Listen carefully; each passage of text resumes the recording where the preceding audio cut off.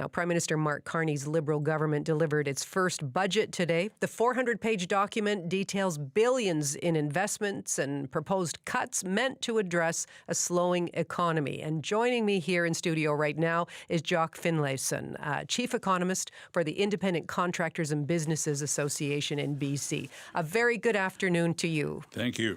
You've got all 400-plus pages of this budget in front of you. How do you even approach a group of papers like that? Like, where do you start? What are you looking for? Well, I start with a table of contents, okay. So I can be directed to the most salient parts, and then there's key kind of summary tables that they typically produce on the economic outlook, the fiscal outlook, and costing out new measures. So I do look at those, and I have not read all 450. No, but how many do you think you've read? Well, I probably read fully half of it, and then scanned the tables and charts. So what? I wish they would shrink these going forward. I wish they would too. What are your big picture thoughts about what this budget brings? Well, I was looking at some of the media coverage and even some of the commentary from economists, bank economists, and so on in the lead up to the budget, and there was an expectation in some quarters, I think fed by what the Prime Minister and his Minister of Finance have been saying in the last couple of weeks, of a sort of transformational kind of budget that would really signal big change. And I don't think this really meets that test. It's I see it as an initial reset of kind of federal government priorities for the era of Carney after a decade of the era of his predecessor, Mr. Trudeau. But I think it's more of a down payment on that reset rather than the full reset, because there really isn't as much in there as I think a lot of us were expecting to deal with, for example, productivity, which the Bank of Canada says is an emergency. And yes, there are a couple of measures in there that will be helpful for productivity, but if you're facing an emergency, it seems to me you would be looking for a more robust set of initiatives. We didn't really see that. On the fiscal side, those in the business community, I think, who were expecting Mr. Carney to be much more of a fiscal conservative than former Prime Minister Trudeau might be a little bit surprised, because we don't really see that here.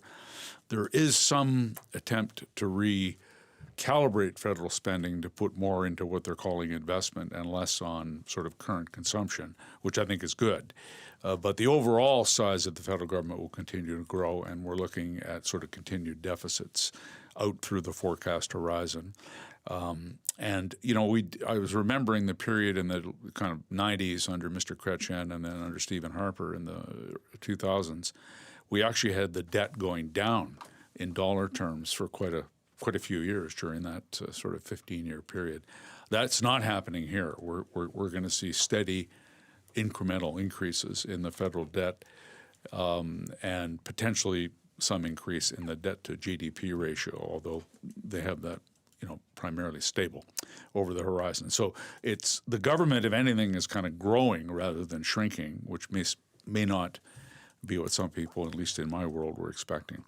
I would also just note that Mr. Carney does not have a majority in the House of Commons. I think people outside of Ottawa can lose sight of the importance of that fact. For example, I think we need a major rethink and overhaul of the income tax system in Canada, which has become a hindrance to growth. It's incredibly complex, costly, but I'm not sure a minority government is in a position to launch that kind of a review. If they had a majority, maybe there'd be more likelihood. So on the whole, I wasn't hugely surprised. I would say mildly disappointed overall would be my characterization. I see. Well, and what jumps out when you see a number like the projected deficit of $78 billion for 2025-2026, $78 billion, that's a lot more than the $42 billion that the previous Liberal government said it would be.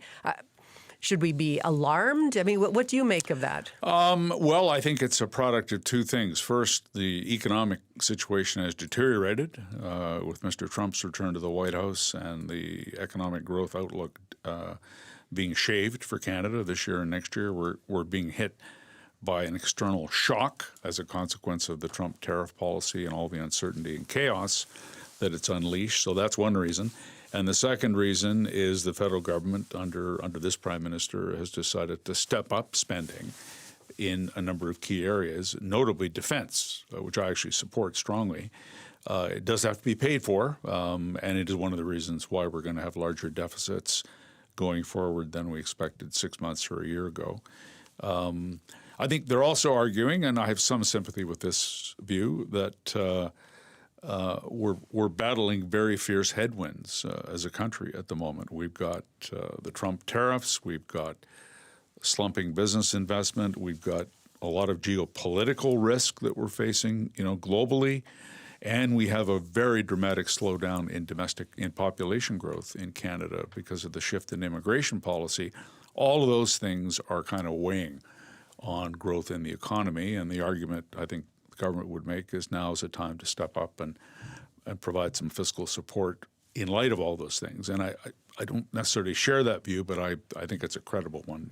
Well, so how effectively does this budget address that, battle those headwinds? How does this help prepare us for that? In terms of the Canada-U.S. situation, Gloria, and the uncertainty and where all this is going to land, I have a lot of empathy for our policymakers in Ottawa trying to navigate this. It's not even really clear what Trump wants from Canada other than to, sort of bash us in the public domain. We've got to get some kind of resolution and certainty to the extent that's going to be possible in the era of Donald Trump. And I do think the Carney government is working toward that. I think there are all the signals, and it's taken longer than maybe a lot of people thought. I think it's critical to get over that hump, to create more certainty for investors and even for consumers and households, because right now we just don't know. We got sectoral tariffs today. Are they going to go up? Are we going to be able to continue to sell 80% of our traded goods in the U.S. without tariffs, which we are right now? Who knows? Until that gets clarified, that's one headwind. The immigration change, that's a choice that it was actually made a year ago before Mr. Trudeau stepped down. And the Carney government today in this budget, they actually include the revised immigration plan, a summary of it right in the budget document. I've never seen that in 40 years of looking at budgets. It tells you how important immigration became in the overall sort of federal policy toolkit for the economy.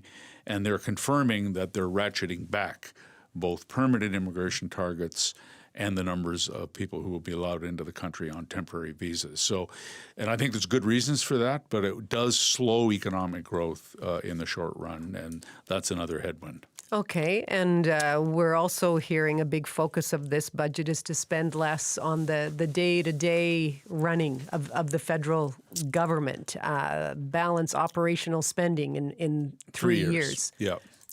The Prime Minister talked about that publicly. It was actually kind of previewed almost in the Liberal election platform, surprisingly. So they've separated their $500 and some odd billion spending into two buckets. One is the operating spending, the other is capital. There's, a lot of people are going to be critical of that, but I would note we do that in BC, for example, and have done for decades. And there is an argument for separating out capital versus operating expenditures. What really matters at the end of the day is what's happening to the overall debt, how much total borrowing is, and that's what the credit rating agencies will look at. That's what the bond markets are going to be looking at. The below-the-line kind of reconfiguration of the budget will be of interest to accountants and policy geeks. I'm not sure it matters immensely in the real world.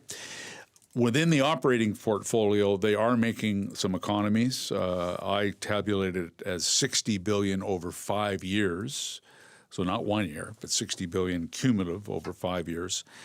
The federal public service on a full-time equivalent basis, or the federal payroll, went up 40% in Mr. Trudeau's 9.5 years in office.